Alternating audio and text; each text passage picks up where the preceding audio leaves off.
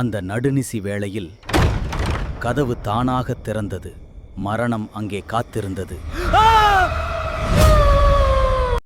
Smoking causes cancer. Smoking kills. புகைப்பிடித்தல் புற்றுநோயை உண்டாக்கும் மற்றும் உயிரை கொல்லும். Consumption of alcohol is injurious to health. மது அருந்துதல் உடல்நலத்திற்கு கேடு. Subscriber real Vincent inspired by subscribers. இந்த சந்தாதாரர்களின் உண்மை சம்பவம் உங்களால் உருவாக்கப்பட்டவை.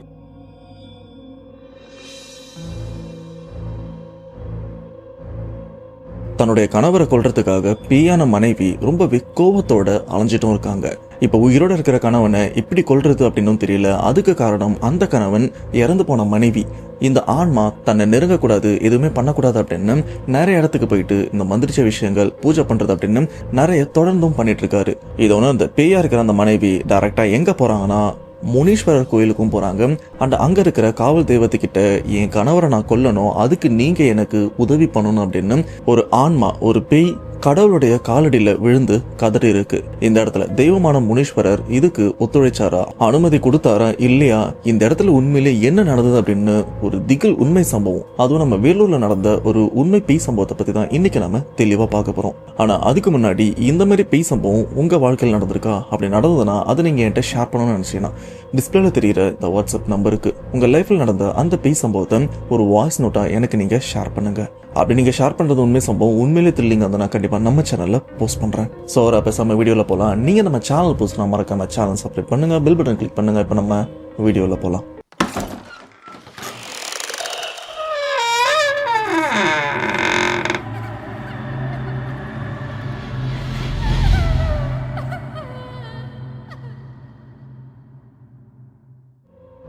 இந்த உண்மை சம்பவத்தை நாம ஷேர் பண்ண சப்ஸ்கிரைபர், இவரோட நேம் செந்தில்குமார். இவர் வேலூரையும் சேர்ந்தவர். அண்ட் இந்த திகில் பேய் சம்பவம் செந்தில்குமார் இவருக்கு நடக்கல. இவருடைய பெஸ்ட் ஃப்ரெண்ட் ஒருத்தர் இருக்காரு. அந்த பெஸ்ட் ஃப்ரெண்டோடைய பக்கத்து வீட்டில், சொல்ல போனா பெஸ்ட் ஃப்ரெண்டோட வீடும் பக்கத்து வீடும் பார்த்தீங்கன்னா இந்த ரெண்டு வீட்டுக்கும் நடுவில் ஒரே ஒரு மெலிசான சுவர் மட்டும்தான் இடைவெளியா இருக்கு. இப்போ ஃப்ரெண்டு இவங்க வீட்டுல இருந்து ஏதாச்சும் பேசினாங்கன்னா பக்கத்து வீட்டில் ரொம்பவே தெளிவாக கேட்கும். பக்கத்து வீட்டுல இருந்து ஏதாச்சும் பேசினா குசு குசுன்னு பேசினா கூட அந்த ஒரு விஷயம் ஓரளவுக்கு இங்க இருக்கிறவங்களுக்கு ரொம்பவே தெளிவா கேட்கும். அந்த அளவுக்கு ரொம்பவே நெருக்கமாக தான் அந்த வீடும் இருக்கு. அப்படிப்பட்ட அந்த பக்கத்து வீட்டுல தான் ஒரு பயங்கர சம்பவம் நடந்திருக்கு. ஒரு சில வருஷங்களுக்கு முன்னாடி வேலூர் மாவட்டம், அதுலயும் வேலூர்ல ஒரு கிராமத்துல பாத்தீங்கன்னா வேறு இடத்துல வீடு கட்டி குடியிருந்திருப்பாங்கல்ல, அந்த இடம் ஆக்கிரமிப்பு இடமா இருந்திருக்கும். அண்ட் அங்க இருக்கிற நபர்களுக்கு வேலூர்லேயே உங்களுக்கு கொஞ்சம் மெயினான இடத்துல நாங்க இடமும் கொடுக்குறோம், அண்ட் அந்த இடத்துல கூடிய சீக்கிரத்துல உங்களுக்கு நாங்க வீடும் கட்டித்தரோம் அப்படின்னு இதுக்கு முன்னாடி இருந்தவங்களுக்கு ஒரு வாக்குறுதியும் கொடுக்குறாங்க. கடந்த ஆட்சியில இருந்தவங்க அதுக்கேற்ற மாதிரி இடமும் கொடுத்துறாங்க. இடம் கொடுத்த கொஞ்ச நாள்ல அந்த இடத்துல அந்த வீடு கட்டுறதுக்கான ஏற்பாடுகள் நடந்துட்டு இருக்கு. பட் பாதி வீடு தான் கட்டியும் கொடுத்துருக்காங்க. அதுல ஒரு வீடு தான் இந்த சம்பவத்தை நாம ஷேர் பண்ண செந்தில்குமார் அவருடைய நண்பர் வீடும். அந்த பக்கத்துல பாதிக்கப்பட்டவங்க வீடு, ஒரு பேய் சாமி கிட்ட போயிட்டு ஒருத்தரை கொல்றதுக்காக அனுமதி கேட்டாங்கன்னு சொன்னால அவங்க வீடும் அப்படியே பக்கத்துல தான் இருந்திருக்கு. ஆனா இந்த இடத்துல நண்பர்னு ஒருத்தர் சொன்ன பாத்தீங்களா, அவருடைய பெயர் அருண். அவங்க வீட்டுக்கு பக்கத்துல அந்த பாதிக்கப்பட்ட குடும்பம். இந்த ரெண்டு வீட்டுக்குள்ள என்ன விஷயம் பேசினாலும் இவங்களுக்குள்ள அந்த பிரைவசி அப்படின்றது சுத்தமா கிடையாது. அது குடும்பத்துக்குள்ள ஏதாச்சும் ரகசியம் பேசுறதா இருக்கட்டும், இல்ல கணவன் மனைவிக்குள்ள நடக்கிற விஷயமா இருக்கட்டும், இந்த மாதிரி எதுலையுமே பிரைவசி அப்படின்றதும் கிடையாது. ஏன்னா பேசுற எல்லா சத்தமும் பக்கத்துல ரொம்பவே தெளிவாகவும் கேட்கும். பட் இருந்தாலும் வீடு ஒன்று கட்டி கொடுத்துட்டாங்களே அப்படின்னு இவங்களும் அந்த வீட்டுல வாழவும் ஆரம்பிச்சிருக்காங்க. இப்படி கொஞ்ச நாள் நல்லா தான் போயிட்டு இருந்திருக்கு. இது மட்டும் இல்லாம அருண் இவங்க வீட்டுக்கு பக்கத்துல இருக்கிற அந்த குடும்பம் தான், அந்த குடும்பத்துல இருக்கிற அந்த நபர் தான் அந்த ஏரியால ஒரு மளிகை கடையும் வைக்கிறாரு. ஏன்னா இதுக்கு முன்னாடி இவங்க குடும்பம் வேலூர்ல வேற ஒரு சைட்ல இருந்திருக்கும், அங்க வேலை பார்த்து வந்திருப்பாங்க. இப்ப சம்பந்தமே இல்லாம வேற ஊர்ல இடம் கொடுத்ததுக்கு அப்புறம் திடீர்னு என்ன பண்றதுன்னு தெரியாம இருக்கிற காசெல்லாம் சேர்த்து கொஞ்சம் எடுத்துட்டு வந்திருப்பாங்க. அதை வச்சுதான் அந்த ஏரியாலே ஒரு இடத்த வாடகை எடுத்து மளிகை கடையும் வச்சு அப்படியே போட்டுட்டு இருக்காங்க. ஆனா அந்த மளிகை கடை வியாபாரி ஒரு காஜி பிடிச்சவன். சொல்ல போனா அந்த ஆளு ஒரு பொம்பளை பொறிக்கை அப்படின்னு இந்த சம்பவத்தை நம்ம ஷேர் பண்ணவங்க சொல்லியிருக்காங்க. அதுக்கு காரணம் என்னன்னா அந்த ஏரியால இருக்கிற எந்த பெண்களையும் விட்டு வைக்க மாட்டான். அவங்கள பார்க்குற விதமா இருக்கட்டும், அப்படியே பார்வையிலே தின்னுருவாங்கன்னு சொல்லுவாங்கல்ல, அந்த மாதிரி தான் அந்த ஆளும் அந்த ஏரியால இருக்கிற எல்லா பெண்களையும் பார்ப்பான். இது மட்டும் இல்லாம சில பெண்களுக்கு கடன் கொடுக்குறேன் அப்படின்ற ஒரு பேர்ல அவங்க கிட்ட சில தப்பான விஷயங்களும் தொடர்ந்து நடந்துட்டும் இருக்கு. அப்போ அந்த நபருடைய எண்ணம் என்னன்னா, நம்ம கூப்பிட்டா யார் வேணாலும் வந்துடுவாங்க அப்படின்னு அவருக்கும் தோணிருக்கு. இதனால அந்த ஆள் என்ன பண்ணியிருக்கான்னா, அந்த இடத்துல புதுசா வீடு கட்டி கொடுத்துருக்காங்கல்ல, அங்க இருக்கிற வீடுகளை நோட்டமா விடுவான். அந்த வீட்டுல ஆண்கள் யாருமே இல்லாம வெறும் பெண்கள் மட்டும் இருந்தாங்கன்னா அவங்க கிட்ட பேச்சு கொடுக்குற மாதிரி கொடுத்து அவங்க கிட்ட தப்பாவும் நடந்துப்பான். இந்த மாதிரி விஷயம் தொடர்ந்தும் நடந்துட்டு இருக்கு. ஆனா ஒரு சில நேரம் வீட்டுல ஆண்கள் இருக்காங்கன்னு தெரியாம உள்ள போயிட்டு தர்ம அடி அடிச்சு வாயெல்லாம் உடைச்சு உதடெல்லாம் கிழிச்சு அனுப்பியிருக்காங்க. இந்த மாதிரி நிறைய தடவை அடியும் வாங்கியிருக்கான். ஆனா அடி வாங்கினதுக்கு அப்புறம் கொஞ்ச நாள் தலைமறைவா இருப்பான். அந்த ஹாஸ்பிட்டல்லாம் போயிட்டு ட்ரீட்மெண்ட்லாம் எடுத்துட்டு பழையபடி ஊருக்குள்ளேயும் வருவான். அந்த மறுபடியும் அதே விஷயத்தையும் பண்ண திரும்பவும் அடிப்பாங்க, போலீஸ்லும் பிடிச்சு கொடுப்பாங்க. ஆனா அந்த நாய் திருந்தாம தான் இருந்திருக்கான். இது மட்டும் இல்லாம இந்த பொம்பளை பொறுக்கின்னு சொல்லப்படுற இந்த மளிகை கடை ஆளுக்கும் கல்யாணம் ஆகி மனைவியும் இருக்காங்க, 2 பசங்களும் இருக்காங்க. ஆனா தன்னுடைய குடும்பத்தை கவனிக்காம அடுத்த பெண்களை தேடி தான் இவனும் தொடர்ந்து போயிட்டு வந்திருக்கான். இப்படிதான் இந்த ஆளோட வாழ்க்கையும் போயிட்டே இருக்கு. இதுல இவங்க மனைவி இந்த ஆள் இல்லாத நேரத்துல அவங்க தான் கடையை பார்த்துப்பாங்க, பசங்களையும் பார்த்துப்பாங்க. அன்னைக்கு ஒரு நாள் பொம்பளை பொறுக்கியான இந்த ஆளு எங்கேயோ அடி வாங்கிட்டு, அதாவது ஏதோ ஒரு பெண் வீட்டுல புகுந்து அடி வாங்கி எங்கேயோ போயிட்டு இருக்கான். சரியானதுக்கு அப்புறம் தானே வருவான். இந்த கேப்ல அவங்க மனைவி தான் அந்த கடைகளை பார்த்துட்டு இருக்காங்க. அந்த மளிகை கடை அப்படின்னும் போது பொருட்கள் காலியாக வாங்கிட்டு வர வேண்டியிருக்கும்ல. அதே மாதிரிதான் அன்னைக்கு ஒரு நாள் அவங்க மனைவியும் கடைக்கு தேவையான அந்த பொருட்களை வாங்குறதுக்காக வெளியிலும் போயிருக்காங்க. அப்படி போற வழியில அந்த மனைவிக்கு ஒரு சம்பவமும் நடந்திருக்கு. ஆனா அதை இப்ப சொன்னா நல்லா இருக்காது, கடைசியில சொன்னாதான் கரெக்டா இருக்கும். அப்படி ஹோல்சேல் கடையில போயிட்டு பொருட்களை வாங்கலாம் அப்படின்னு போயிருக்காங்க. ஆனா போற வழியில அந்த காட்டு பகுதியில மயங்கி கீழேயும் விழுந்திருக்காங்க. இந்த ஒரு விஷயத்த அந்த பக்கம் போறவங்க, இவங்க நமக்கு தெரிஞ்சவங்க மாதிரி இருக்காங்களே, அந்த மளிகை கடை வச்சிருக்காங்களே அப்படின்னு அவங்கள தட்டி எழுப்பி என்னாச்சு, ஏன் இங்க விழுந்து கிடக்குறீங்க அப்படின்னு கேட்க, ஆனா அவங்களும் சுத்தி பார்த்துட்டு இல்ல ஒன்னும் இல்ல மயங்கி விழுத்துட்டேன் அப்படின்னு சைலண்டா அங்க இருந்து கடைக்கு கூட போகாம அங்க இருந்து எந்திரிச்சு இவங்க வீட்டுக்கும் வந்துடுறாங்க. ஆனா இந்த இடத்துல மனைவின்னு சொன்ன பாத்தீங்களா, அவருடைய பெயரை சுமதி அப்படின்னு வச்சுக்கலாம். இது ஒரு கற்பனையான பெயர் தான். சுமதி இவங்களும் எந்திரிச்சு வீட்டுக்கும் போயிடுறாங்க. ஆனா வீட்டுக்கு போனதுல இருந்து சுமதிக்கு உடம்பு சரியில்லாமலும் போகுது, பயங்கரமான ஜுரமும் அடிக்குது. சொல்ல போனா அவங்களால எந்திரிக்கவும் முடியல. 2 நாள்ல அவங்கள ஹாஸ்பிட்டல் அட்மிட் பண்ணி ட்ரீட்மெண்ட் பண்ணாதான் குணப்படுத்த முடியும் அப்படின்ற ஒரு லெவலுக்கும் வருது. அவங்களால சுத்தமா எந்திரிக்கவும் முடியல. ஆனா இந்த ஒரு விஷயம் தெரியாத அந்த பொம்பளை பொறுக்கி, அந்த ஆளுக்கெல்லாம் பேர்லாம் எதுவும் வைக்க வேண்டாம், பொம்பளை பொறுக்கின்னு சொல்றேன், அந்த ஆளு வேற எங்கேயோ இருந்திருக்கா. ஸோ சுமதி இவங்க சொந்தக்காரங்க தான் இவங்களை கூட்டிட்டு ஹாஸ்பிட்டலுக்கும் போயிட்டு அட்மிட் பண்ணிருக்காங்க. ஒரு சைட்ல டாக்டர் அவங்களுக்கும் ட்ரீட்மெண்ட் கொடுத்துட்டே இருக்கு. டாக்டர் ட்ரீட்மெண்ட் கொடுத்துட்டு இருக்கும்போது அந்த ஏரியாவை சேர்ந்த ஒரு வயசான பாட்டி, சுமதி இவங்களை நல்லாவே தெரியும், நல்ல வேண்டப்பட்டவங்க, வெல்விஷர்லாம் சொல்லுவாங்கல்ல, அந்த மாதிரி தான் அந்த பாட்டியும். ஐயோ சுமதி ஹாஸ்பிட்டல்ல இருக்காலையும், நம்ம ஒரு 8 போய் பார்த்துட்டு வந்துடலாம் அப்படின்னு அவங்களும் ஹாஸ்பிட்டல் போயிருக்காங்க. ஆனா ஹாஸ்பிட்டல் போன அந்த பாட்டியை அங்க இருக்கிற டாக்டர், மா அனாவசியமா யாரையும் உள்ளெல்லாம் அனுப்ப முடியாது, அதெல்லாம் பார்க்க முடியாது அப்படின்னு சொல்ல, ஆனா பாட்டி இவங்களும் இல்லப்பா நான் இவ்வளவு தூரத்துல இருந்து வரேன், ஒரு 5 நிமிஷம் தான் பார்த்துட்டு மட்டும் போயிடுறேன் அப்படின்னு சொல்ல, பாட்டி ரொம்ப கெஞ்சி கேட்டதுக்கு அப்புறம் அந்த டாக்டரும் சரிம்மா உள்ள போயிட்டு அவங்க கிட்ட எதுவுமே பேசக்கூடாது, பாத்தீங்களா சைலண்டா கிளம்பிடணும், நீங்க மட்டும் உள்ள போங்க அப்படின்னு பாட்டியை மட்டும் உள்ள அனுப்பியிருக்காங்க. இப்படி பாட்டி உள்ள போனதுக்கு அப்புறம் சுமதியோட உடலையும் பாக்குறாங்க. ஒரு சைட்ல ட்ரிப்ஸ் போயிட்டு இருக்கு அண்ட் ஆக்சிஜன் மாஸ்க் எல்லாம் போட்டிருக்காங்க. இதெல்லாம் பாட்டி ஒரு 30 செகண்ட் வரைக்கும் தான் பார்த்திருப்பாங்க. பார்த்துட்டு அப்படியே அந்த வார்டை விட்டு வெளியிலயும் வர்றாங்க. ஏன்னா வெளியில சுமதி அவங்க சொந்தக்காரங்களா இருந்துட்டு இருக்காங்களே. சொந்தக்காரங்க கிட்ட பாட்டி சொல்ற விஷயம் என்ன தெரியுமா, சரி உங்க வழக்கப்படி சுமதியை இப்ப நீங்க எரிக்க போறீங்களா புதைக்க போறீங்களா அப்படின்னு. இதை கேட்ட சொந்தக்காரங்களாம் அதிர்ந்து போறாங்க. ஏம்மா ஏன் இப்படி சொல்றீங்க, பொண்ணுக்கு தான் உள்ள ட்ரீட்மெண்ட் போயிட்டு இருக்கு, அவளுக்கு வெறும் ஜுரம் தானே, திடீர்னு நீங்க ஏதோ செத்து போனாலும் வந்து எரிக்கிறதா புதைக்கிறதான்னு கேக்குறீங்க, என்ன உங்களுக்கு ஆச்சு, லூஸ் ஆயிட்டீங்களா அப்படின்னு சொந்தக்காரங்க பாட்டிய திட்டுறாங்க. இப்ப பாட்டி சுமதி இவங்க இறந்துட்டாங்கன்ற ஒரு விஷயத்த அவங்க குடும்பத்தினர்கிட்ட சொன்னதுக்கு அப்புறம் அவங்க ஆரம்பத்துல நம்புறாங்க. ஆனா தான் குடும்பம் அப்படின்னும் போது இந்த ஒரு விஷயத்த ஏத்துக்க மறுக்கிறாங்க. அப்ப அந்த பாட்டி என்ன சொல்றாங்கன்னா, உனக்கு சந்தேகமா இருந்தா நம்ம ஏரியால ஒரு முனீஸ்வரர் கோவில் இருக்குல்ல, அந்த பூசாரி கிட்ட போயிட்டு இந்த ஒரு விஷயத்த பத்தி கேளு.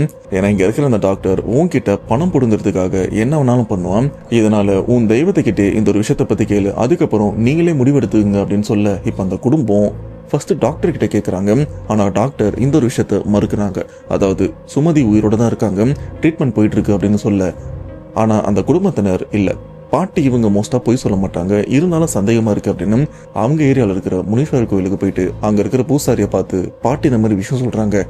எங்க பொண்ணு உடம்பு சரியில்லை இருந்த ஹாஸ்பிட்டல்ல சேர்த்தும் அவளுக்கு பெருசா எதுவுமே இல்ல, இப்ப எங்க பொண்ணு உயிரோட இருக்காளா இல்ல இறந்துட்டாளா என்னன்னு சொல்லுங்கன்னு கேட்டதுக்கு அப்புறம் அந்த பூசாரியும் பாட்டி சொன்ன விஷயத்தான் சொல்றாங்க. சுமதி இறந்து போயிட்டாங்க, இறந்து போன உடலை வச்சுதான் அந்த ஹாஸ்பிட்டல் உங்ககிட்ட பணம் புடுங்கிட்டு இருக்கு, இதுக்கப்புறம் அங்க சுமதியோட உடலை வச்சிருக்காதீங்க, எடுத்துட்டு வந்து உங்க வழக்கப்படி என்ன பண்ணணுமோ அதுக்கேத்த மாதிரி விஷயத்த பண்ணுங்கன்னு சொல்ல, இப்ப அந்த குடும்பமே அழுதுட்டு ஹாஸ்பிட்டலுக்கும் போயிருது. அப்படி ஹாஸ்பிட்டல் போனதுக்கு அப்புறம் அங்க இருக்கிற டாக்டர் கிட்ட பிரச்சனை பண்ணி தான் சுமதியோட உடலை அங்கிருந்து வாங்கிட்டு வராங்க. டாக்டரும் கொஞ்சம் பயந்துடுறாரு. ஏன்னா இறந்து போன உடலை வச்சு தான் இவ்வளவு நேரம் நம்ம ட்ரீட்மெண்ட் பண்ணிட்டு இருக்கோம். இது மட்டும் இல்லாம இந்த பொண்ணு எப்பவே இறந்து போயிருச்சு, இது போஸ்ட்மார்டம் தெரிஞ்சா கண்டிப்பா நமக்கு தான் பிரச்சனை அப்படின்னு அந்த உடம்பையும் கொடுத்து அனுப்பிடுறாங்க. இதுக்கப்புறம் சுமதிக்கு இறுதி சடங்குல என்னென்ன பண்ணணுமோ எல்லா விஷயமும் பண்றாங்க. இப்படி இறுதி சடங்கு நடக்கும் போதுதான் சுமதியோட கணவரான அந்த பொம்பளை பொறுக்கியும் வந்து சுமதியோட உடலை பார்த்து பயங்கரமா அழுதுட்டு இருக்கான். ஆனா இந்த ஒரு விஷயத்த பார்த்த ஊர் மக்கள் எல்லாருமே ரொம்பவே கடுப்பாக்குறாங்க. அவங்களுக்கு அடிக்கணும்னு தோணுது, ஆனா இந்த நேரத்தில் இப்படி பண்ணா பாவம் இந்த இறந்து போன பொண்ணுடைய இந்த சடங்குலாம் என்ன ஆகுறது அப்படின்னு எல்லாருமே பல்ல கடிச்சிட்டு அமைதியா இருந்திருக்காங்க. ஆனா இதுக்கப்புறம் இறந்து போன சுமதி இவங்களுக்கு என்னென்ன விஷயங்கள்லாம் பண்ணுமோ அதெல்லாம் நல்லபடியா பண்ணி அவங்க உடலையும் அடக்கம் பண்ணிடுறாங்க. இதை பண்ணி முடிச்ச 3 நாள் கழிச்சு சுமதி அவங்க வீட்டுல இறந்தவங்களுக்காக அசைவ உணவை படைச்சு அவங்க வீட்டுல இருக்கிற எல்லாருக்குமே போடுவாங்கல்ல. இப்படி அந்த 3ஆவது நாள் அந்த காரியம் நடக்கிற அந்த நாளைக்கு குலதெய்வத்தையும் வர வைக்கிறாங்க. அதுக்கு காரணம் உண்மையிலேயே எங்க பொண்ணு சுமதி எப்படி இறந்தா, ஏன்னா அவளுக்கு உடம்பு தான் சரியில்லை, ஜுரம் அப்படின்னு தான் அவளை ஹாஸ்பிட்டலில் சேர்த்தோம். ஆனா திடீர்னு இறந்து போயிட்டா, உண்மையில என்ன இருக்குன்னு எங்களுக்கு தெரிஞ்சுக்கணும் அப்படின்னு அந்த வீட்டுல தெய்வத்தை வர வைக்க முயற்சி பண்றாங்க. ஆனா தெய்வம் வரவும் இல்லை. சரி தெய்வம் தான் வரல, நம்ம பூசாரி கிட்டயாச்சும் விஷயத்த கேட்கலாம் அப்படின்னு கோயில்கிட்டயும் போறாங்க. ஆனா இப்ப சுமதி இவங்க வீடு இப்ப தீட்டுல இருக்கு, இறந்து போன தீட்டு, அதனால கோயிலுக்குள்ள போக முடியாது. அதனால பூசாரி வீட்டுக்கே போயிடுறாங்க. ஆனா பூசாரி என்னவும் சுமதி இவங்க குடும்பத்தினர் இங்க வருவாங்க, இந்த ஒரு விஷயத்த பத்தி தான் கேட்பாங்க அப்படின்னு, வாங்க நீங்க எதுக்கு வந்திருக்கீங்கன்னு தெரியும், என்ன கேட்க போறீங்கன்னு தெரியும், நீங்க கேட்கிற கேள்வி எல்லாத்துக்குமே என்கிட்ட பதில் இருக்கு, இங்க உட்காருங்கன்னு அவங்கள உட்கார வைக்கிறாங்க.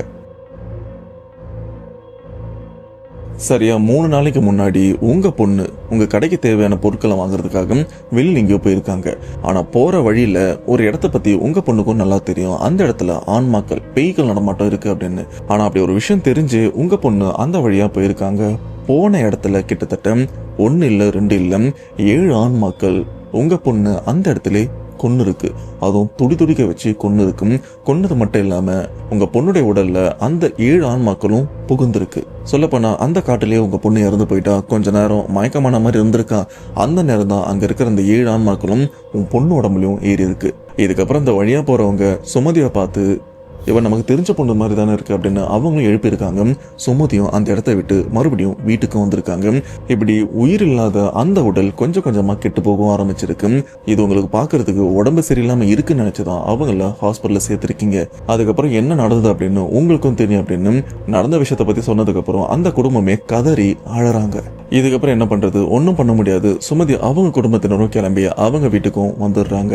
இதுல அந்த இடத்துல சுமதி அவங்க கணவர் அந்த பொம்பளை பொறுக்கியும் அங்கதான் இருந்திருக்கான். அவனும் விஷயத்த கேட்டுட்டு அங்கிருந்து கிளம்பி வீட்டுக்கு வந்துட்டு இருக்கான். இப்படி அன்னைக்கு நைட்டு அந்த ஏரியால இருக்கிற எல்லாருமே சுமதி அப்படின்றவங்க இறந்த அந்த ஒரு விஷயத்த அப்படியே மறந்து அவங்க சகஜ வாழ்க்கைக்கு இறங்கி எல்லாருமே நல்லா தூங்கிட்டு இருக்காங்க. இதுல இந்த சம்பவத்தை நம்ம ஷேர் பண்ண செந்தில்குமார், இவரோட நண்பர் தானே அருண், அவங்க வீட்டு பக்கத்து வீடு தானே இறந்து போன சுமதி அவங்களோட வீடும். அன்னைக்கு நைட்டு அந்த பக்கத்து வீட்டுல சுமதி அவங்க கணவர், சுமதி இறந்துட்டாங்க, அவங்க கணவர் அவங்க 2 பசங்க அந்த வீட்டுல நிம்மதியா தூங்கிட்டு இருக்க. பக்கத்து வீட்டுல நண்பரான அருண் அவங்க ஃபேமிலி எல்லாருமே தூங்கிட்டு இருக்காங்க. ஆனா அருண் மட்டும் தூங்கல. அவருக்கு அன்னைக்கு தூக்கமும் வரல. தூக்கம் வராதனால சும்மா மொபைல் நோண்டிட்டு இருக்காரு. அப்போ வீட்டுக்கு வெளியில கொலுசு சத்தமும் கேக்குது. இந்த சத்தத்தை கேட்ட அருணும் சரி வெளியில ஏதோ பூச்சி கத்துது போல இருக்கு அப்படின்னு அவரும் அமைதியா விட்டாரு. ஆனா தொடர்ந்து அந்த சத்தம் கேட்க அப்பதான் அவருக்கும் புரியுது, இல்லையே இது பூச்சி கத்துற சத்தம் இல்ல, யாரோ கொலுசு போட்டுட்டு நடக்கிறாங்க. டேய், இது நம்ம பக்கத்து வீட்டுல சுமதி அக்கா அவங்க நடக்கிற சத்தம் மாதிரியே இருக்கு, அவங்களுடைய கொலுசு தான் இந்த மாதிரி சத்தமும் கேட்கும், எனக்கு நல்லாவே தெரியும் அப்படின்னு அருண் இந்த ஒரு சத்தத்தை கேட்டு கொஞ்சம் பயப்படுறாரு. உண்மையிலே இறந்து போனவங்க ஆன்மா வந்திருக்காங்களா அப்படின்னு. இந்த இடத்துல ஒரு விஷயம் சொல்லணும்னா, நமக்கு ரொம்பவே பழக்கப்பட்டவங்க, நமக்கு ரொம்பவே தெரிஞ்சவங்க வளையல் போட்டாலும் சரி கொலுசு போட்டாலும் சரி அவங்க நடக்கிற சத்தம் நம்ம கண்ணை மூடினாலும் இவங்க தான் வராங்க அப்படின்னு நமக்கு தெளிவா தெரியும். அதே மாதிரிதான் அருண் இவருக்கும் இருந்திருக்கு, இது சுமதி அக்கா நடக்கிற சத்தம் மாதிரி இருந்திருக்கு அப்படின்னு. இப்படி அந்த சத்தம் தொடர்ந்து கேட்கறதுனால அருண் என்ன பண்றாருன்னா, அருண் அவங்க வீட்டு விட்டு சைலண்டா வெளியிலயும் வராரு. உண்மையிலேயே அந்த ஆன்மா தான் இங்க இருக்கா அப்படின்னு தெரிஞ்சுக்கிறதுக்காக அருண் இந்த ஒரு சத்தத்தை கேட்டுதான் வெளியில போறாருன்னு தெரிஞ்ச அருணுடைய அப்பா, டேய் எங்க வெளில போற, அதான் கொலு சத்தம் கேக்குதுன்னு தெரியுதுல்ல, அந்த சத்தத்தை கிட்ட தானே வெளில போறேன், மரியாதை உள்ள வந்துரு, வெளியில எங்கேயும் போகாத. எனக்கும் அந்த ஒரு சத்தம் ரொம்பவே தெளிவா கேக்குது, வெளியில வந்திருக்கிறது பக்கத்துல இறந்து போன சுமதியோட ஆன்மா தான். இந்த நேரத்தில் நீ வெளியில போனோம்னா நமக்கு தான் பிரச்சனை வரும். ஆனா அந்த ஆன்மா நம்ம வீட்டு வாசலுக்கு வந்த மாதிரிலாம் சத்தம் கேட்கல, அவங்க வீட்டுக்கு தான் வந்திருக்கு. அப்படி பார்த்தா அவங்க குடும்பத்துல இருக்கிறவங்கள பாக்குறதுக்காக தான் அந்த ஆன்மா வந்திருக்கு. நமக்கு எதுவும் பிரச்சனை இல்லை, சைலண்டா படுன்னு சொன்னதுக்கு அப்புறம் அருணும் பெட்ஷீட்டை இழுத்து போத்திட்டு படுத்துடுறாரு. படுத்ததுக்கு அப்புறம் அவரும் உணர்றாரு, ஐயோ இது ஒரு சத்தம் எனக்கு மட்டும் தான் கேட்டிருக்குன்னு பார்த்தா எங்க அப்பாவுக்கும் கேட்டிருக்கு போல இருக்கு, அப்ப அம்மாவுக்கும் கண்டிப்பா கேட்டிருக்குங்களா அப்படின்னு சைலண்டா நடுக்கத்தோட படுத்துக்கிறாரு. ஆனா இங்க ஒரு சின்ன பிரச்சனையாச்சு. பக்கத்து வீட்டுல என்ன பேசினாலும் இந்த வீட்டுக்கு ரொம்பவே தெளிவா கேட்கும். இங்க பேசினாலும் அருண் இவங்க வீட்டுல பேசினாலும் பக்கத்துல தெளிவா கேட்கும். அப்படி இருக்கும்போது அருண் அவரு தான் செவத்தோரமா படுத்துட்டு இருக்காரு. அப்ப சுமதியோட ஆன்மா அந்த வாசல்ல இருந்து அந்த படி 2-3 படி இருக்கும், அந்த படி ஏற சத்தமும் கேட்க திடீர்னு கதவை தட்டுற சத்தமும் கேக்குது. இப்ப அருணும், அப்பா கதவு தட்டுற சத்தம் கேக்குதுப்பா, டேய் எனக்கு தெளிவா கேக்குது, அது நம்ம வீட்டு கதவு இல்ல பக்கத்து வீட்டு கதவு, நீ சைலண்டா தூங்குன்னு சொன்னதுக்கு அப்புறம் அருணும் சைலண்டா படுக்கிறாரு. ஆனா தூக்கம் வரல. இப்போ அந்த கதவு தட்டுற சத்தம் தொடர்ந்து கேட்டுட்டும் இருக்க அருணுக்கு என்ன பண்றதுன்னு தெரியல. பெட்ஷீட் எல்லாம் இழுத்து போத்திட்டும் இருக்காரு. இது மட்டும் இல்லாம அருண் சுவத்தை ஒட்டி தான் படுத்துட்டும் இருக்காரு. இப்படி ரொம்ப நேரம் கதவை தட்டி கதவை திறக்கலன்ன உடனே அந்த கதவு உடையிற சத்தம் கேக்குது. கதவு இல்ல, உள்ள இருக்கிற தாழ்பால் உடையிற சத்தமும் கேக்குது. ஆனா சத்தத்தை கூட கேட்காம அந்த பொம்பளை பொறுக்கியான கணவர் நல்லா தூங்கிட்டு இருக்காரு. காரணம் என்னன்னா பாத்தீங்கன்னா குடிச்சிட்டு தான் படுத்துட்டு இருக்காரு. இது மட்டும் இல்லாம அவங்க 2 பசங்க சொந்தக்காரங்க வீட்டுல இருக்காங்க, இவர் தனியா தான் வீட்டுல படுத்துட்டு இருக்காரு. இப்ப சுமதியோட ஆன்மா கதவை உடைச்சிட்டு வீட்டுக்குள்ள வந்ததுக்கு அப்புறம் அந்த இடத்துல அந்த பொம்பளை பொறுக்கியான அவங்க கணவரை என்ன பண்ணுச்சுன்னு தெரியல, வீட்டுக்குள்ள இருந்து அந்த கணவர் கதற சத்தம் தான் கேக்குது. அதுலயும் ஆரம்பத்துல அந்த கணவரை இழுத்து தூக்கி செவத்துல அடிச்சா எப்படி இருக்கும் அந்த மாதிரி சத்தமும் கேட்டிருக்கு. அது கையை பிடிச்சி இழுத்தாங்களா இல்ல காலை பிடிச்சி இழுத்தாங்களான்னு தெரியல, ஆனா அது 2த்துல ஏதோ ஒண்ணு கண்டிப்பா நடந்திருக்கு. இப்ப அந்த பொம்பளை பொறுக்கியான கணவரும் பயங்கரமா கதறாரு, ஐயோ நீயா சுமதி, நீயா நீ தான் செத்துட்டுல எப்படி வந்த அப்படின்னு கேட்க அப்பதான் சுமதியோட குரலும் கேக்குது. ஏண்டா கட்டண மனைவி இறந்ததுக்கு அப்புறம் அதை நினைச்சு நீ கொஞ்சம் கூட வருத்தப்படல, முழுசா நான் இறந்து 1 வாரம் கூட ஆகல, அதுக்குள்ள உனக்கு அடுத்த பொண்ணு கேக்குதா, நீ உயிரோட இருந்தா தானடா இதுக்கப்புறம் மத்த பொண்ணுங்களுடைய வாழ்க்கையை கெடுப்ப, பேசாம நான் செத்துட்டேன்ல நீயும் செத்து என் கூட வந்துடும், அட்லீஸ்ட் அந்த இடத்துலயாச்சு நாம நிம்மதியா இருக்கலாம் அப்படின்னு இந்த ஒரு வார்த்தையை சொல்லிதான் சுமதியோட ஆன்மா அவங்க கணவரம் பயங்கரமா அடிக்குது. உள்ள அந்த வீட்டுக்குள்ள கணவர் பயங்கரமா கதற சத்தம் அக்கம் பக்கத்துல இருக்கிற எல்லாருக்குமே கேட்டிருக்கு. ஆனா யாருமே அந்த நேரம் எந்திரிச்சு வெளியிலயும் வரல. அடுத்த நாள் பேசிக்கும் போதுதான் சொல்றாங்க எனக்கும் இந்த சத்தம் கேட்டுது அப்படின்னு. இப்படி ரொம்ப நேரமா இவரும் பயங்கரமா அடி வாங்கிட்டு இருக்காரு. ஆனா இந்த அடி வாங்குற விஷயம் 1 நாள் 2 நாள் இல்ல, அந்த வாரம் ஃபுல்லா தொடர்ந்து இந்த ஒரு விஷயம் நடந்துட்டும் இருக்கு. ஆனா இந்த 1 வாரத்துக்குள்ளே அந்த கிராம மக்கள் எல்லாருக்குமே தெரிஞ்சிருச்சு இறந்து போன சுமதியோட ஆன்மாதான் இப்போ இங்க வந்து இவங்க கணவனை படாதபடுத்திட்டு இருக்கு அப்படின்னு. ஆனா ஒரு நல்ல விஷயம் என்னன்னா அந்த பெண்ணுடைய ஆன்மா நம்ம குடும்பத்தையோ நம்ம சுத்தி இருக்கிறவங்க யாருமே எதுவுமே பண்ணல. நாம அவன் கணவனுக்கு என்ன பண்ணணும்னு நினைச்சோமோ அதைத்தான் ஒரு ஆன்மாவா இருந்து அந்த பெண் அவங்க கணவனுக்கு பண்ணிட்டு இருக்காங்க அப்படின்னு எல்லாருமே சந்தோஷப்பட ஆரம்பிச்சிருக்காங்க. இது மட்டும் இல்லாம இந்த ஒரு விஷயத்த பத்தி அந்த கிராமத்துல இருக்கிற எல்லாருமே பேசுறாங்க. டெய்லி இது ஒரு பொழுதுபோக்கு மாதிரியும் ஒரு பேச்சு பொருளாவும் மாற ஆரம்பிக்குது. இது மட்டும் இல்லாம பொழுது விடிஞ்சதுக்கு அப்புறம் அந்த வீட்டுல இருந்து பொம்பளை பொறுக்கியான சுமதியோட கணவர் வீட்டுக்குள்ள இருந்து எப்படி வெளியில வரான் அண்டு வெளியே வர அவனுக்கு எந்த அளவுக்கு அடிபட்டிருக்கு அப்படின்னு அந்த கிராம மக்கள் எல்லாருமே அதை பார்த்து ரசிச்சிருக்காங்க. ஏன்னா அந்த சமயம் அவன் ரொம்பவே கேவலமா தான் நடந்துகிட்டான். நான் அந்த ஆரம்பத்துல சொன்னல அடிச்சாலும் திருந்தல, போலீஸ் கிட்ட பிடிச்சு கொடுத்தாலும் திருந்தல அப்படின்னு. அண்ட் ஒரு சில பேர் பயந்தும் இருக்காங்க, எங்க இவனை ரொம்ப அடிக்க போய் இவன் செத்து போயிட்டும் அது போலீஸ் கேஸா மாறி எனக்கு பிரச்சனை வந்துருமோ அப்படின்னு அப்படிலாம் யோசிச்சிருக்காங்க. ஆனா அப்படிலாம் யோசிச்சவங்க இப்போ அந்த ஆள் அடி வாங்குறத பார்த்து ரொம்பவே சந்தோஷப்படுறாங்க. இதனாலே அந்த பொம்பளை பொறுக்கியான சுமதியோட கணவர் என்ன பண்றாருன்னா இதுக்கு மேலேயும் உடம்பு தாங்காது, பேசாம நம்ம ஏதாச்சும் மாந்திரிகளை பார்த்து என் மனைவியோட ஆன்மா வீட்டு பக்கம் வராத மாதிரி அண்டு என்ன நெருங்காத மாதிரி சில விஷயங்கள்லாம் பண்ணலாம் அப்படின்னு மாந்திரிகரை நாடியும் போறாங்க. போன இடத்துல மந்திரிச்ச கயிறு அட வீட்டை சுத்தி சில பொருட்கள்லாம் புதைக்க சொல்லி சில செப்பு தகடுகள்லாம் கொடுத்துருக்காங்க. அதுக்கேற்ற மாதிரி கணவரும் அதை வாங்கி வந்து வீட்டை சுத்தியும் புதைக்கிறாரு அண்டு வீட்டுக்குள்ளேயும் சில பொருட்களையும் வைக்கிறாரு. இதனால சுமதியோட ஆன்மா வீட்டுக்குள்ள வர முடியாம ரொம்பவே கஷ்டப்பட்டிருக்கு. ஆனா இது எல்லாமே 2 நாள் வரைக்கும் தான் தாங்கி இருக்கு. அதுக்கப்புறம் சுமதியோட ஆன்மா அங்க புதைச்சு வச்ச அந்த பொருட்கள்லாம் தூக்கி கடாசிட்டும் அதெல்லாம் மதிக்காம மறுபடியும் வீட்டுக்குள்ள வந்து என் வீட்டுக்குள்ள என்னையே உள்ள சேர்க்காத அளவுக்கு இந்த மாதிரி விஷயம்லாம் பண்றியா, இதுக்கப்புறம் உனக்கு தினம் நரகம் தாண்டா அப்படின்னு அந்த ஆளை போட்டு பயங்கரமா அடிச்சு வெளுத்து வாங்குது. ஆனா கொஞ்சமும் அடங்காத அந்த பொம்பளை பொறிக்கான சுமதியோட கணவர் மறுபடியும் இந்த மாந்திரிகர் பூசாரி அப்படின்னு போயிட்டு சில பொருட்கள்லாம் வாங்கிட்டு வந்து முடிஞ்ச வரைக்கும் தன்னை பாதுகாக்க சில விஷயம்லாம் பண்ணிட்டும் இருக்காரு. இதுக்கு நடுவில் வேற ஏதாச்சும் பெண்கள் கிடைப்பாங்களா, தன்னுடைய காம இச்சையை தீர்த்துக்கிறதுக்காக சில பெண்கள் நாடியும் போறாரு. ஆனா இப்படி தன்னுடைய காம இச்சையை தீர்த்துட்டு வந்த அன்னைக்கு நைட்டு இந்த மாந்திரிகவாதி கிட்ட போயிட்டு அந்த பாதுகாப்பு பொருட்கள்லாம் வாங்கிட்டு வீட்டுல புதைச்சு வச்சிருப்பாங்கல்ல, மறுபடியும் அன்னைக்கு மறுபடியும் இறந்து போன சுமதியோட ஆன்மாவும் அவங்க வீட்டுக்கிட்ட வர அன்னைக்கு யதார்த்தமா பக்கத்து வீட்டுல இருக்கிற அருண் சும்மா யதார்த்தமா வெளியில வந்திருக்காரு, நைட்டு தூக்கம் வரல அப்படின்னு. அப்படி வெளியில வந்து பார்த்தா பக்கத்து வீட்டுல யாரோ நிக்கிறாங்க. யாருன்னு திரும்பி பார்த்தா இறந்து போன சுமதியோட ஆன்மா. அந்த சுமதியும் திரும்பி அருணையும் பார்த்துருக்காங்க. அருணுக்கு கை கால்லாம் நடுங்குது. ஆனா சுமதியோட ஆன்மா அருணை பயமுறுத்துற மாதிரியோ அடிக்க வர மாதிரியோ எந்த மாதிரி விஷயமும் பண்ணல. சாதாரணமா நமக்கு தெரிஞ்ச பக்கத்து வீட்டுல இருக்கிறவங்க நம்மளை பார்த்து எப்படி சிரிப்பாங்க, அதே மாதிரிதான் சுமதியோட ஆன்மா அருணை பார்த்து சாதாரணமா சிரிச்சிருக்கு. சுமதியோட ஆன்மாவை பொறுத்த வரைக்கும் இவன் நம்ம பக்கத்து வீட்டு பையன். ஆனா அருணுக்கு தெளிவா தெரியும்ல இந்த அக்கா இறந்து போய் பேயா வந்திருக்காங்க அப்படின்னு. இப்போ சுமதியும் அப்படியே திரும்பி அவங்க வீட்டை பார்த்து கோபத்தோட அந்த வீட்டுக்குள்ளேயும் போறாங்க. வீட்டுக்குள்ள போனதுக்கு அப்புறம் என்ன நடக்கும் அப்படின்னு உங்களுக்கும் தெரியும். இப்ப அருண் என்ன பண்றாருன்னா அந்த வீட்டுல என்ன நடக்குது, ஏன்னா அந்த அக்கா நம்மள எதுவுமே பண்ணல, நம்மள நார்மலா தான் பாக்குறாங்க. இப்ப அந்த வீட்டுக்குள்ள என்ன நடக்குதுன்னு தெரிஞ்சுக்கிறதுக்காக அந்த வீட்டு வாசலையும் போய் நின்று அங்க என்ன நடக்குது அப்படின்னு இட்டியும் பார்க்க, அப்ப அந்த வீட்டுக்குள்ள அந்த பொம்பளை பொறுக்கியான கணவரும் இருக்காரு. சுமதியோட ஆன்மா அவங்க கணவரை பிடிச்சி, நான் உயிரோட இருக்கும் போதுதான் நிறைய பெண்களை தேடியும் போனேன், நான் செத்ததுக்கு அப்புறமும் அதே விஷயம் பண்றியா, இன்னைக்கும் அந்த தப்பு தான் நீ பண்ணிட்டு வர, நீ இருக்கவே கூடாதுடா, நீ செத்துரு, என் கூட வந்துரு அப்படின்னு அவரை சாவடிக்கல. ஆனா இதுக்கு நீ செத்து போயிடலாம் அப்படின்ற அளவுக்கு பயங்கரமா சுமதியோட ஆன்மா அவங்க கணவரை போட்டு வெளுத்து வாங்கியிருக்காங்க.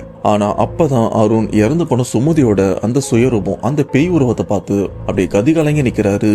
அப்போ அருண் உணர்ற விஷயம் என்னன்னா, அப்போ இத்தனை நாள் நம்ம வீட்டுக்குள்ள இந்த சவுத்து பக்கம் இருந்து இந்த ஒரு விஷயத்தான் நம்ம கேட்டிருக்கோம்.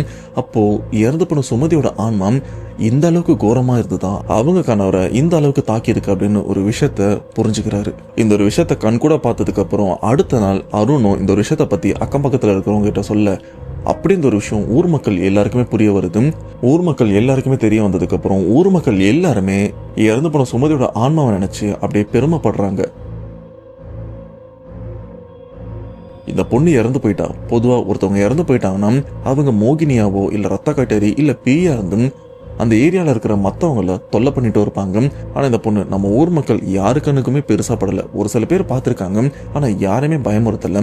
அந்த பெண்ணுடைய எண்ணம் முழுக்க அவங்க கணவரை பழி வாங்கணும், பழி வாங்கி தன்னோட கூட்டு போகணும் அப்படின்றது மட்டும்தான் இருந்திருக்கே தவிர ஊர் மக்களை தொந்தரவு பண்ணணும் அப்படின்னு இல்லை. இப்படிப்பட்ட பெண்ணை நினைச்சு எங்களுக்கு பெருமையா இருக்கு அப்படின்னு அந்த ஏரியால இருக்கிற எல்லாருமே கொஞ்சம் பெருமைப்பட்டிருக்காங்க.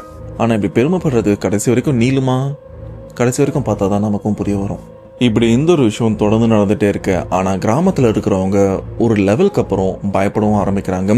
குறிப்பா சொல்ல போனா இரவு நேரத்துல அந்த கிராமத்துல மோஸ்டா நிறைய பேர் வீட்டுல கழிவறை வசதியும் கிடையாது. இதனால கிட்டத்தட்ட 80% மக்கள் அந்த காட்டு பக்கம் ஒதுங்கிதான் இந்த இயற்கை உபாதைக்கும் போவாங்க. அதே மாதிரி இரவு நேரத்துல சின்ன பசங்களுக்கு பெண்களுக்கு இந்த இயற்கை உபாதையும் வந்திருக்கும். இதனால அவங்க வீட்டுல இருந்து எந்திரிச்சு பக்கத்துல இருக்கிற காட்டுக்கும் போயிருக்காங்க. அப்படி போன பெண்கள் அலறி அடிச்சுட்டு வீட்டுக்கும் ஓடி வந்திருக்காங்க. ஏன்னா அந்த பக்கம் திடீர்னு ஒரு பெண் அழுதுட்டு அலறிட்டு இங்கேயும் எங்கேயும் போயிட்டு இருக்காங்க. போற பெண் பேய் அப்படின்னு தெளிவா தெரியுது. இதனால அங்க இருக்கிற மக்கள் என்னதான் இறந்து போன சுமதி நமக்கு தெரிஞ்சவங்களா இருந்தாலும் பட் இறந்து போனதுக்கு அப்புறம் அவங்க பேய், அதுவும் நைட் அந்த பேய் உருவத்தை பார்க்கும்போது யாருக்கு தான் பயம் இருக்காது? நிம்மதியா இயற்கை கடனை செலுத்த முடியுமா? முடியாதுல்ல. சரி, பெரியவங்களா இருக்கும்போது கூட கொஞ்சம் பயத்தை கண்ட்ரோல் பண்ணிக்கலாம். ஆனா சின்ன பசங்க என்ன பண்ண முடியும்? இதனால அந்த கிராம மக்கள் அடுத்தடுத்த நாள் சில வித தொந்தரவுகளை அனுபவிக்க ஆரம்பிச்சிருக்காங்க. ஆனா அந்த ஏரியால இருக்கிற கிராம மக்கள் எல்லாருமே ஒண்ணு கூடி இந்த ஒரு விஷயத்த பத்தியும் பேசிக்கிறாங்க. இந்தப்பா, இறந்து போனது நமக்கு தெரிஞ்ச சுமதி தான், ஆனா அந்த பொண்ணு இறந்து போயிட்டா, இறந்ததுக்கு அப்புறம் அவ பேய் தான். இந்த மாதிரி விஷயத்த பெரியவங்க பார்க்கும்போது ஓகே, அந்த பொண்ணு நம்மள எதுவுமே பண்ணல அப்படின்னு நமக்கு ஓரளவுக்கு புரிய வருது. ஆனா நம்ம வீட்டில் இருக்கிற பெண்கள் குழந்தைகள் இரவு நேரத்தில் இயற்கை உபாதைன்னு போகும்போது அவங்க இதெல்லாம் பார்த்து அலறி அடிச்சுட்டும் வராங்க. குறிப்பாக பேயெல்லாம் நைட்டு பார்த்தா யாருக்கு தான் பயம் இருக்காது? என்னதான் நம்மளை தொந்தரவு பண்ணலனாலும் பயம் ஒன்று இருக்கும்ல. இந்த ஒரு விஷயத்துக்கு ஒரு முடிவெடுத்தாகணும். நாம சுமதி அவங்க குடும்பத்தினர்கிட்ட போயிட்டு இந்த ஒரு விஷயத்த பத்தி சொல்லி சுமதியோட ஆன்மாவை அடக்கி அந்த ஆன்மா ஊர்ல சுத்தாத அளவுக்கு ஏதாச்சும் பண்ணணும். அப்பதான் நாம நிம்மதியா இருக்க முடியும் அப்படின்னு ஊருக்குள்ள இருக்கிற எல்லாருமே ஒண்ணு பேசி சுமதியை அவங்க குடும்பத்தினர்கிட்டே வராங்க. குறிப்பா அவங்க கணவர்கிட்ட இந்த ஒரு விஷயத்த பத்தியும் சொல்றாங்க. அப்படி சொன்னதுக்கு அப்புறம் கணவர் மைண்ட்ல என்ன யோசிக்கிறாருன்னா, டேய் நானே என் பொண்டாட்டியோட ஆன்மாவை அடக்கிறதுக்கு என்னென்னோ பண்ணி பார்க்கறேன்டாம். ஆனால் அவள் எப்படியோ அதுலேருந்து வெளியில் வந்துடுறா. வெளியில் வந்தது மட்டும் இல்லாமல் என்னை போட்டு பொழந்து எடுக்கிறாரு அப்படின்னு இவரும் மைண்டில் கண்டிப்பாக யோசிச்சிருப்பாரு. அதில் கிராம மக்களில் ஒரு சில பேர் அந்த பொம்பளை பொறுக்கியான சுமதி அவங்க கணவர்கிட்ட என்ன சொல்கிறாங்கன்னா, யோ மரியாதையாக உன் பொண்டாட்டியோட ஆன்மாவை அடக்கிற வேலையை பாரு, அப்படி இல்லைன்னா உன் பொண்டாட்டி எதுக்காக உன்னை தேடி வந்திருக்கான்னு தெரியும், உன்னை கொன்று கூட்டு போகிறதுக்காக தான் வந்திருக்கான். ஒன்று அவள் ஆன்மாவை அடக்கு, அப்படி இல்லைன்னா நீ செத்துரு, தயவு செஞ்சு 2 பேருமே எங்களுக்கு தொந்தரவு கொடுக்காதீங்கன்னு சொல்ல இதை கேட்ட சுமதியோட கணவருக்கு என்ன பேசுறதுன்னு புரியல. யோ என்னையா என்னையே சாவ சொல்றீங்க அப்படின்னு கேட்க, ஆமாயா நீ என்னென்ன விஷயம்லாம் பண்றன்னு எங்களுக்கும் தெரியும், நாங்க எதுவும் மேல கை வைக்காம இருக்கோம், நீயா புரிஞ்சுக்கிட்டு ஏதாச்சும் முயற்சி பண்ணி இந்த ஒரு விஷயத்த சரி பண்ணனா ஓகே, இல்லைனா இதை நாங்க வேற மாதிரி கையாள வேண்டி இருக்கோம்னு கிராம மக்கள் எல்லாருமே இப்ப அந்த ஆளை மிரட்டுறாங்க.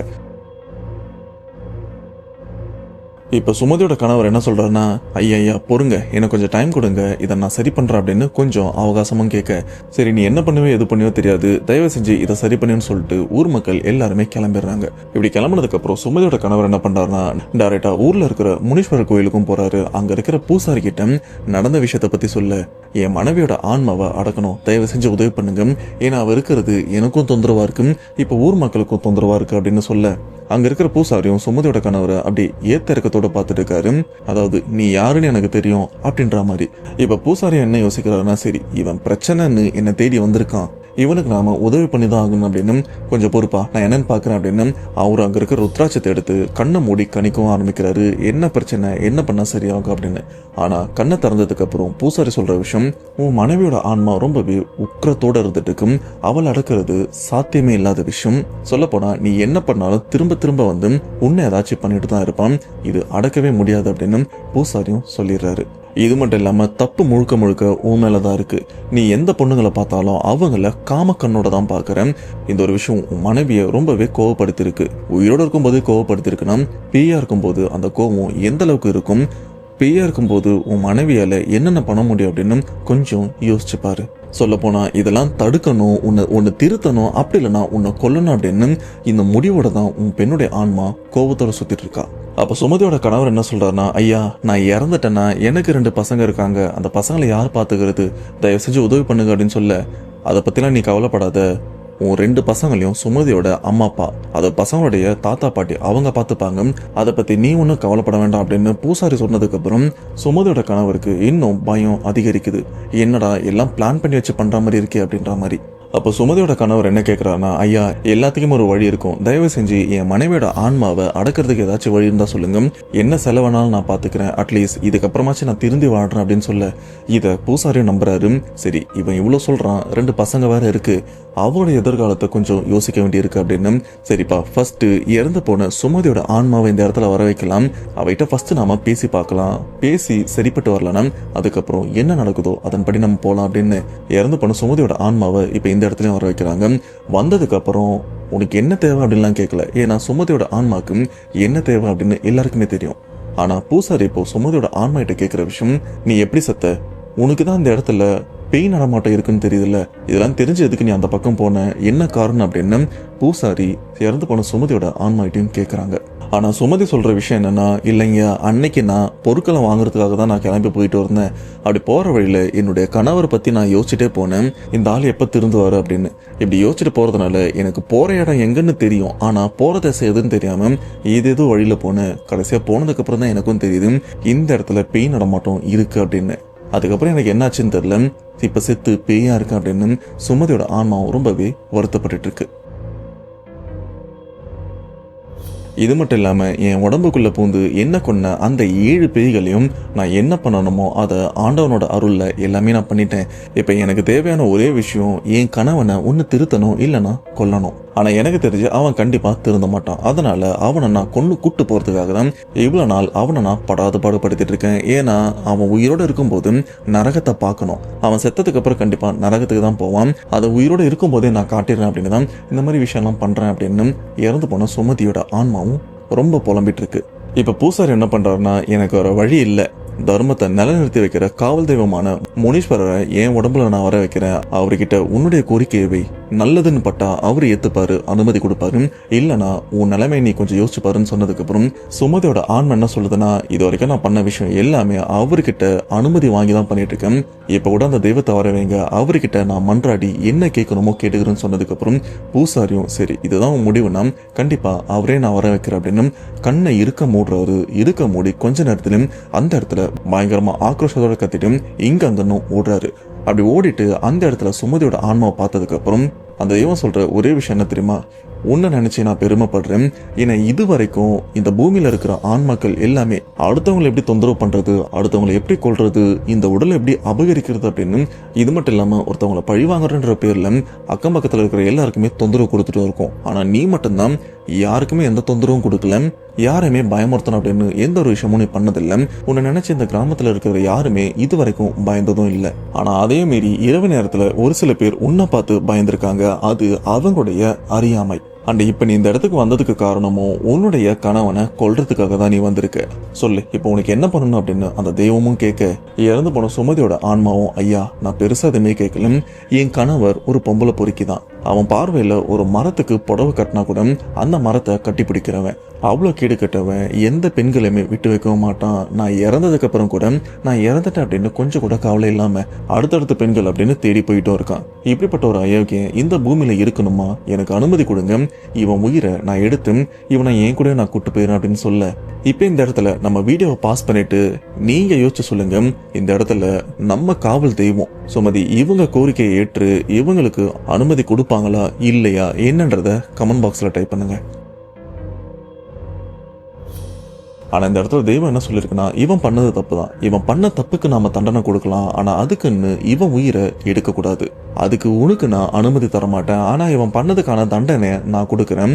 அண்ட் இதுக்கப்புறமும் நீ இந்த ஊர்ல இருந்தனா இந்த ஊர் மக்கள் தான் இரவு நேரத்துல உன்னை பார்த்து பயப்பட ஆரம்பிப்பாங்க, ஏன்னா என்ன இருந்தாலும் நீ இறந்து போய் இப்போ பேயா சுத்திட்டு இருக்க, இதனால இதுக்கப்புறம் யாரையுமே தொந்தரவு பண்ணக்கூடாது, இந்த இடத்த விட்டு போயிருன்னு சொன்னதுக்கு அப்புறம் சுமதியோட ஆன்மா அழுதுட்டு இதுதான் உங்க முடிவா, இதுதான் உங்க முடிவுனா இதுக்கு நான் கட்டுப்படுறேன் அப்படின்னு சுமதியோட ஆன்மா அந்த இடத்த விட்டு சைலண்டா போயிருது. இப்படி சுமதியோட ஆன்மா போறதுக்கு அப்புறம் ஊர் மக்கள் எல்லாருமே கொஞ்சம் நிம்மதி அடைகிறாங்க, ஏன்னா சுமதியோட ஆன்மா நம்மள எதுவுமே பண்ணல, இருந்தாலும் நைட்டு பார்க்க பயமா இருக்குல்ல அப்படின்றதுனால அவங்களும் கொஞ்சம் பயந்துருக்காங்க. இதுக்கப்புறம் எந்த பிரச்சனையுமே இல்லை. என்னப்பா இந்த பொம்பளை பொறுக்கி இவ்வளவு பண்ணிருக்கான், இவனுக்கு எதுவுமே பண்ணலையான்னு கேட்டீங்கன்னா இதுக்கப்புறம் ஒரு விஷயம் இருக்கு. அது என்னன்னா, இப்ப சுமதியோட ஆன்மாவும் போயிருச்சு, சுமதியோட கணவர் இருக்கார்ல அவருக்கு 2 பசங்களும் இருக்காங்க, இது மட்டும் இல்லாம சுமதிக்கு ஒரு தங்கச்சியும் இருக்காங்க, கல்யாணம் ஆகல. சுமதியோட கணவர் சுமதியோட தங்கச்சி கிட்ட போயிட்டு 2 பசங்களை பாத்துக்கணும், உனக்கு கல்யாணம் ஆகிற வரைக்கும் நீ பசங்களை பாத்துக்கிறதுக்கு உதவி பண்ணு, அதுக்கப்புறம் நீ உன் வாழ்க்கையை பாத்துக்கோ, ஏன்னா அதுக்குள்ள பசங்க கொஞ்சம் வளர்ந்துருவாங்க, நான் பாத்துக்கிறேன்னு சொல்ல அதுக்கேற்ற மாதிரி சுமதியோட தங்கச்சியும் நான் பாத்துக்கிறேன் அப்படின்னு பாத்துக்க ஆரம்பிச்சிருக்காங்க. இப்படி பாத்துக்கும் போது சுமதியோட கணவருக்கு அந்த காம இச்சை மறுபடியும் வெளிவர தொடங்கி இருக்கு. இதனால சுமதியோட தங்கச்சி கிட்ட அப்படி பேசி பேசி பேசி மூளை செலவு பண்ணி ரகசியமா அவங்க தங்கச்சிய வீட்டுக்குள்ள கல்யாணம் பண்ணிக்கிறாங்க. இதுல முக்கியமான விஷயம் என்ன தெரியுமா, சுமதிக்கு கட்டப்பட்ட அந்த தாலி வீட்டுல இருந்திருக்கு, அந்த தாலியை எடுத்துதான் சுமதியோட தங்கச்சிக்கு அவங்க கணவரும் கட்டியிருக்காங்க. இது எல்லாத்தையுமே மேல இருந்து சுமதியோட ஆன்மாவும் பார்த்துட்டு தான் இருக்காங்க. இந்த இடத்துல ஊரை பொறுத்த வரைக்கும் சுமதி இவங்க தங்கச்சிக்கு கல்யாணம் ஆகல, ஆனா அந்த வீட்டுக்குள்ள வந்துட்டா இவங்க 2 பேருமே, அதாவது சுமதி இவங்க தங்கச்சியும் சுமதியோட கணவரும் கணவன் மனைவி. இந்த ரகசிய திருமணத்தை சுமதியோட கணவர் வெளிப்படையா ஊர் மக்கள் முன்னணியில பண்ணியிருந்தாங்கன்னா கண்டிப்பா சுமதியோட ஆன்மா கொஞ்சம் அமைதியா இருந்திருக்கும். ஓகே இதுக்கப்புறமாச்சு இவன் ஒழுங்கா இருப்பான் அப்படின்னு. ஆனா ரகசியமா பண்ணது மட்டும் இல்லாம மறுபடியும் சுமதியோட கணவர் அந்த காம லீலைகளை வெளியில இருக்கிற மற்ற பெண்கள் கிட்ட காட்டவும் ஆரம்பிச்சிருக்கான்.